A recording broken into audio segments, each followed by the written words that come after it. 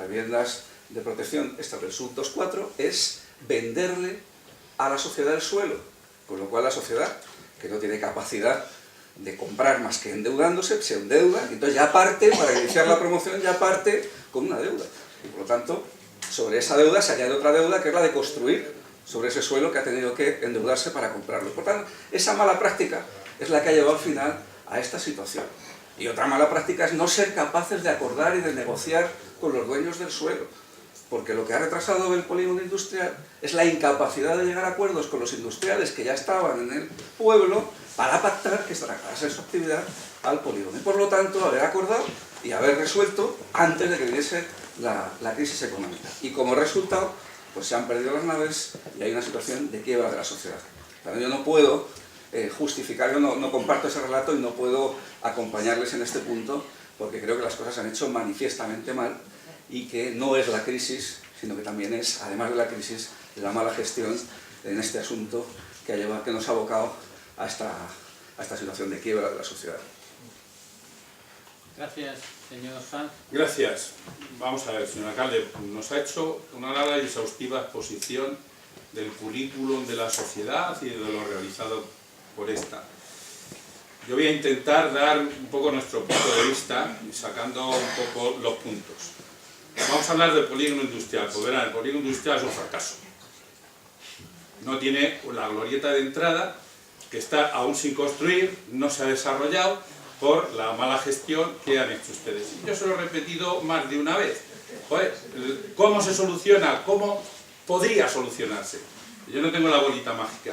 Pues vamos a juntar a los señores propietarios de las parcelas, vamos a ponerles encima de las mesas unas cuentas provisionales y que sepan dónde ha ido su dinero y si nos deben o no nos deben más o les debemos nosotros más. Y esto es así, y al margen de que todavía hay por ahí en la auditoría, había en la última auditoría que leímos una partida de 300.000 euros que se gastaron en otras inversiones. Bueno, pues bien, bienvenidas sean. No sabemos qué inversiones, pero ahí está. Nos vamos a Las Vegas y, bueno, pues este es otro de los éxitos. Una urbanización cuyo desarrollo está paralizado judicialmente. Y ahí está. Ahí está, nada más que hay que ir y verla.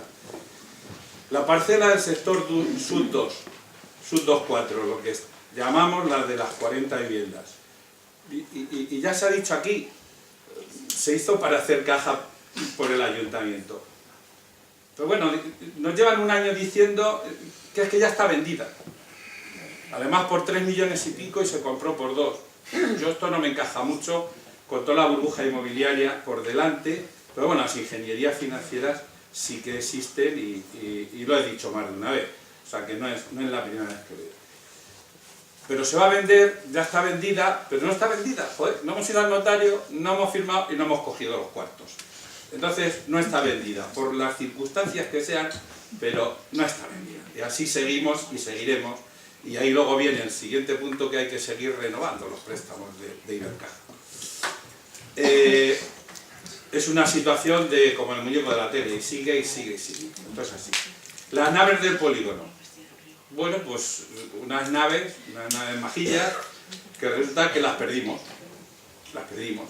Y entonces nos dicen, no hombre, es que se las hemos vendido a una empresa de Cajamar. No, han hecho una dación en pago encubierta, lo quieran o no lo quieran, en toda la tierra de Garbanzos. Esto es así. Y esto es así, no hay más.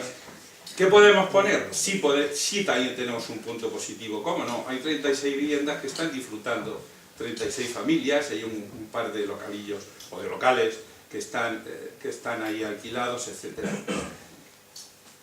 Con este currículum, y conste que nosotros en un principio apoyamos a la sociedad urbanística porque con los datos que teníamos podríamos salir adelante, pero joder, es que en un año y pico no se gestionó lo que pedíamos, es que no se hizo nada, es que no se cogieron las naves del polígono y se ofrecieron no sé cómo, y si se ofrecieron se hizo tan mal que nadie nos las cogió. Esto es así de claro. Con este currículum de gestión que nos lleva a esta situación, con un acuerdo virtual por el camino, que esto no es, yo no lo he visto, nunca lo he visto en ningún sitio, pero bueno, puede que exista. pretenden ustedes que les apoyemos la propuesta. Pues miren, con esto, y esto ya lo hemos venido diciendo desde hace mucho tiempo, no van a contar con nosotros, desde luego, porque esta vía, además, que han cogido, no es ni de lejos la que nosotros entendíamos como la mejor vía. Muchas gracias. Gracias. Señora Armán. Bueno, sin querer aburrir al público, pero sí intentando dar algún detalle, alguna pincelada más a lo que han aportado mis compañeros, pues de alguna u otra manera en el punto anterior hablamos del año 1997 y en este punto también se habla del año 1997, donde se crea la Sociedad Urbanística Municipal con ese proyecto de desarrollo urbanístico. Pero la realidad después de 18 años es un polígono que nunca ha funcionado porque de hecho no hay naves ni siquiera entrada, una urbanización como Las Vegas que ahora mismo está paralizada y no tiene el desarrollo deseado, unas viviendas de protección oficial que nunca se ha desarrollado ni se ha terminado de realizar el proyecto y unas viviendas en alquiler que no están al 100% ocupadas y donde los inquilinos nos dicen que el precio es muy alto y que de hecho hay una serie de impagados. Con esto, ¿qué queremos decir? Que el proyecto de desarrollo urbanístico en ningún caso ha sido el esperado por ninguno de los padillanos. Y en ese proceso hubo un momento en el que se podía haber llevado a concurso y esa situación de concurso hubiera supuesto una liquidación por vía judicial y hubiera supuesto que por lo menos a los ciudadanos de Villanueva del Pardillo no nos hubiera llegado la deuda que vamos a heredar y que hoy el gobierno propone con el apoyo que haya conseguido y que supone que a fecha 30 de noviembre del 2014 tenemos una deuda de 3.279.000 euros y además se le suma, debido al impago de alguna de las series de cuotas que tenía que haberse pagado, más de 7.000 euros. Con eso, ¿qué queremos decir? Que en ese proyecto utópico que algunos defienden en esta bancada de viviendas de protección, yo creo que con 3 millones de euros tenemos suficiente dinero como para apoyar a aquellas familias que lo necesitan y que ahora mismo están en una situación crítica. Y que además los mismos inquilinos dicen que los precios de alquiler que ahora mismo están en esas viviendas, que es el proyecto de defensa de uno de los concejales que están aquí, no es un precio ajustado a la realidad social que ellos están viviendo y que por eso ni están ocupadas al 100% ni pueden asumir esos gastos. Entonces, ¿qué proyecto social tenemos ahora mismo? ¿Quién defiende ese proyecto social? Yo defiendo que los ciudadanos de Villanueva del Pardillo no asuman una deuda de más de 3 millones de euros. Muchas gracias. Gracias. Señora Soto. Bien, pues evidentemente veo que no hay nada nuevo por su parte. Tengo que recordarle al señor Fernández que aquí los precios que ha marcado la sociedad urbanística, en concreto con el tema de las naves, pues no eran un invento ni del gerente ni de las personas que estaban en la sociedad urbanística. Sencillamente eran tasaciones concretamente de TINSA, creo recordar. Y estábamos hablando de unas naves en venta, con lo cual vender a un precio que no se consideraba de mercado, pues evidentemente eso sí que podía ser perder patrimonio de los vecinos. Con lo cual siempre hemos tenido el máximo cuidado en ajustarnos a las valoraciones que han hecho empresas expertas en tasaciones, empresas tasadoras de máxima garantía, normalmente, reitero, TINSA. ¿Que nos comparábamos con Las Rozas? Mire usted, yo no le tengo que decir a TINSA con quién se tiene que comparar. Evidentemente se comparaba con Las Rozas y con aquellos otros municipios o con aquellos otros polígonos industriales que consideraba que eran comparables con nosotros. Entonces, le reitero que esa era la realidad. Habla de la parcela del sub 2.4 y bueno, pues esos calificativos de ingeniería financiera y estas cosas que a usted tanto le gustan. Tengo que decirle que siempre se ha justificado la venta de esa parcela a la sociedad urbanística, se lo recuerdo, porque esas viviendas iban a ser unas viviendas en venta, porque ya en el municipio teníamos 36 viviendas en alquiler y se consideró que esa promoción era bueno hacerla en venta pensando en promociones futuras en que la sociedad urbanística tuviera un remanente económico que le permitiera acometer nuevos desarrollos. Esa era la realidad, señor Fernández. Entre otros, pues el del 2.6 que ya tiene hecho su proyecto. Usted dice que nunca se debió crear la sociedad urbanística. Pues hombre, a toro pasado es muy fácil poner pegas a las cosas. Yo entiendo que en ese momento en el que yo tampoco estaba en el ayuntamiento, su justificación tendría. Y probablemente esa justificación estaba dada en facilitar y acortar plazos y bueno, pues gestionar de una manera más eficaz.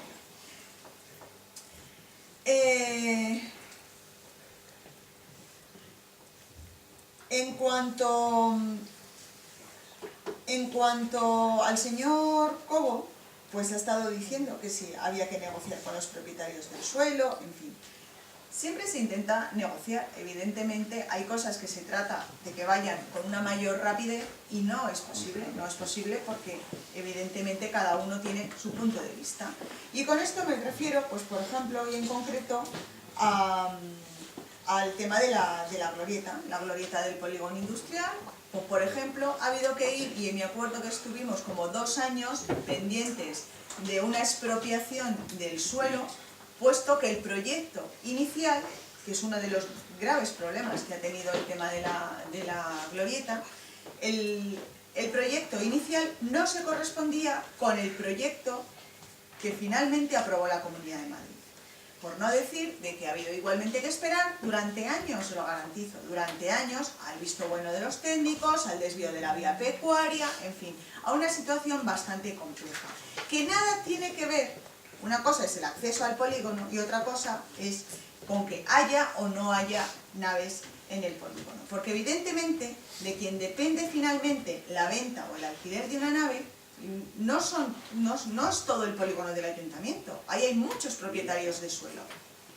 Hay muchos propietarios del suelo. Y desde el ayuntamiento, en ocasiones, cuando alguien viene y nos pregunta, pues dependiendo de lo que solicita, le enviamos concretamente a aquellas personas que disponen de suelo y que, bueno, pues en ellos está la disponibilidad o no para vender o para alquilar o para llegar a un acuerdo. A todos nos gustaría que tuviéramos construida la glorieta del polígono industrial, por supuesto.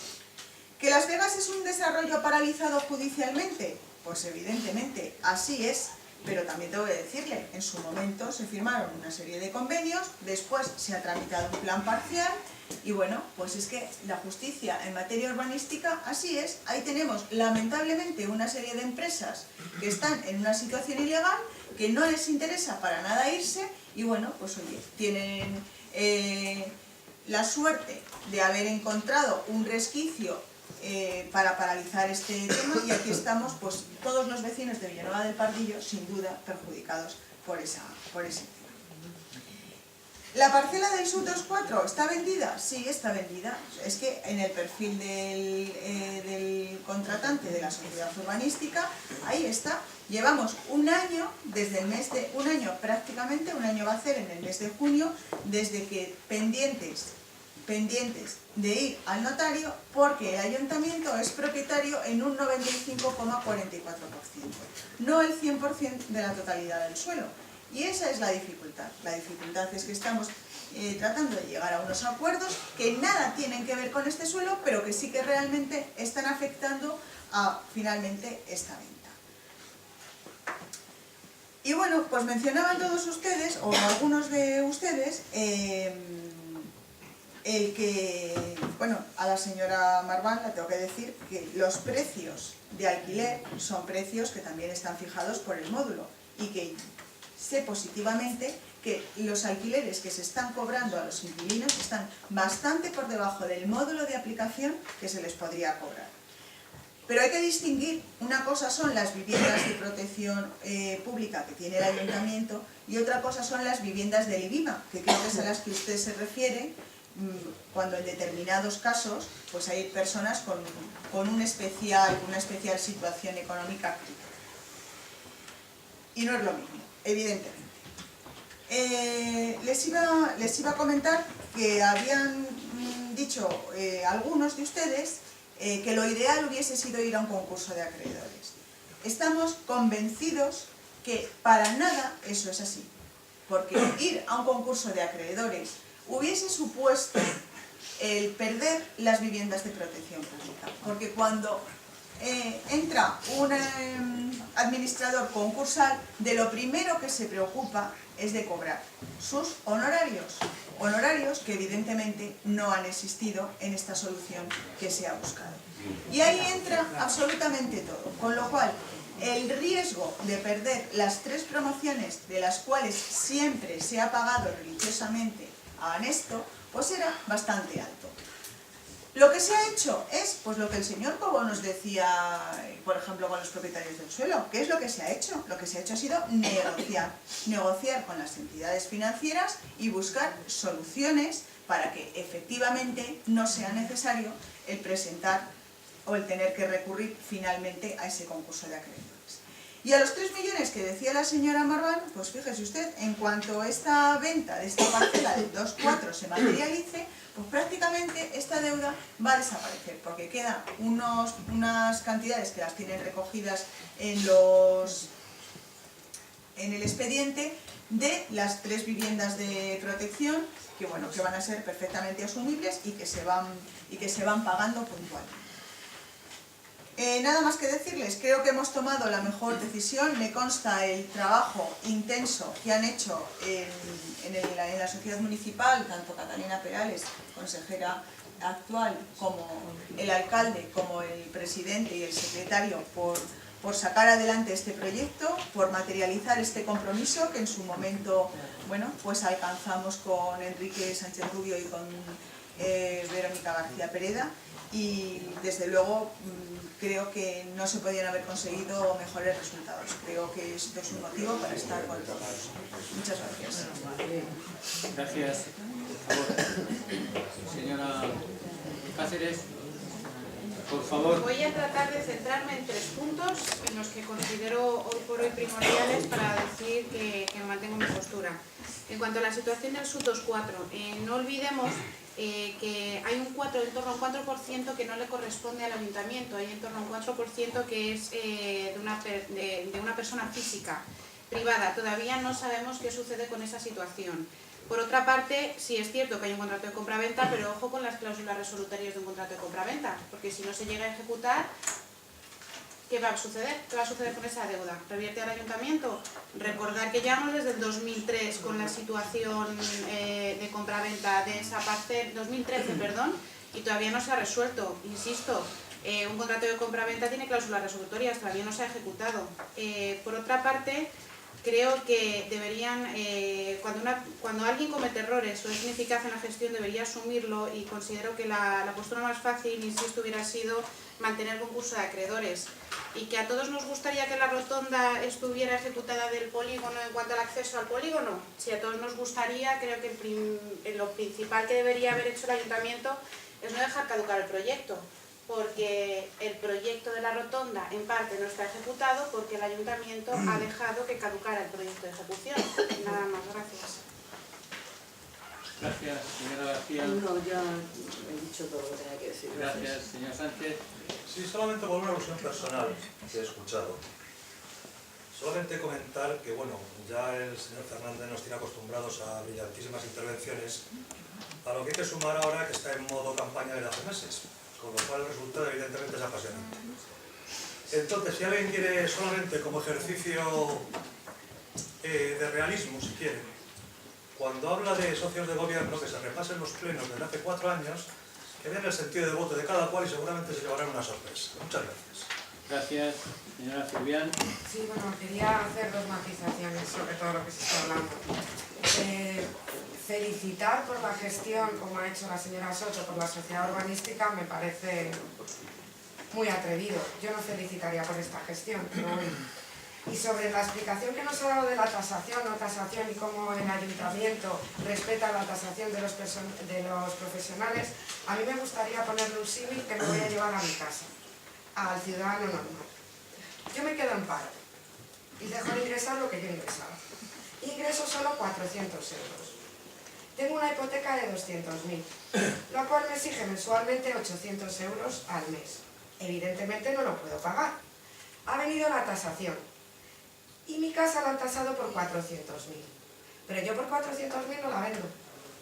Y el banco me empieza a decir, te quito la casa, y yo no tengo para pagar. ¿Qué hago? Viene un comprador y me la compra por 300.000. La vendo, pero no me quedo sin la casa. Y además le hago 100.000 euros de beneficio. Que yo creo que era lo que tenía que haber hecho el ayuntamiento en aquel momento con las naves. Estudiar cuál era la tasación, en qué baremo real se podría vender y no habernos quedado sin ellas. Muchísimas gracias. Gracias. Señor Fernández. Sí, muchas gracias. Voy a contestar a la alusión. Y desde luego que llevo haciendo un tiempo campaña, pero porque puedo. Otros han presentado un partido ilegal y no pueden hacer campaña. Contestando a las intervenciones de la señora Soto, es muy fácil retorcer las cosas y no asumir la responsabilidad de cada uno. Es decir, tanto usted como el señor Amarillas fueron los presidentes más fugaces que tuvo la Sociedad Urbanística Municipal. ¿Por qué? Porque no fueron capaces de afrontar la situación que tenía. Por eso, el señor alcalde, hoy presidente de la comisión liquidadora, tuvo que asumir las riendas de la Sociedad Urbanística Municipal. Una sociedad que ha sido incapaz de vender las naves del polígono, hoy en manos de los bancos. Una sociedad que ha sido incapaz de ejecutar la rotonda del sector 1.12 del polígono industrial. 2. Una sociedad que ha sido incapaz de desarrollar Las Vegas, sector 1.10. Sociedad que ha sido incapaz de construir las viviendas prometidas desde hace ya muchos años en el sector 2.4. Suelo que sirvió para hacer ingeniería financiera y ingresar dinero en el ayuntamiento. Es decir, ayuntamiento que vende ayuntamiento. Y si quiere continúo. Señora Soto, si quiere continúo.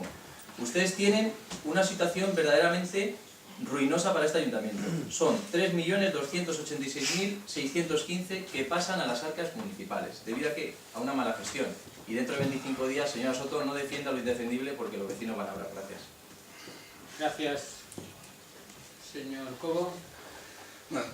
De los argumentos que se han manejado hay algunos que no pueden convencer, porque decir que como una parcela se va a dedicar a la venta, pues entonces lo que había que, en vez de cedérsela a la sociedad para que hiciese esa encomienda, había que cobrar la parcela cuando el accionista de la propia sociedad es el ayuntamiento, no tiene sentido, porque si se decide en un momento dado que es mejor hacer vivienda para la venta que vivienda en alquiler, yo creo que es mejor siempre hacer vivienda en alquiler, porque la vivienda en alquiler permite que el ayuntamiento no pierda patrimonio y que verdaderamente esas viviendas se revisen con el tiempo y sirvan para cuando la gente tiene un estado de necesidad que no puede acceder a la vivienda en el mercado libre. Pero bueno, si se decide hacer vivienda para la venta, bueno, pues mejor entregar la parcela libre de cargas, que se haga la promoción, y entonces será más fácil de vender y más fácil de construir. O sea, esto no tiene sentido.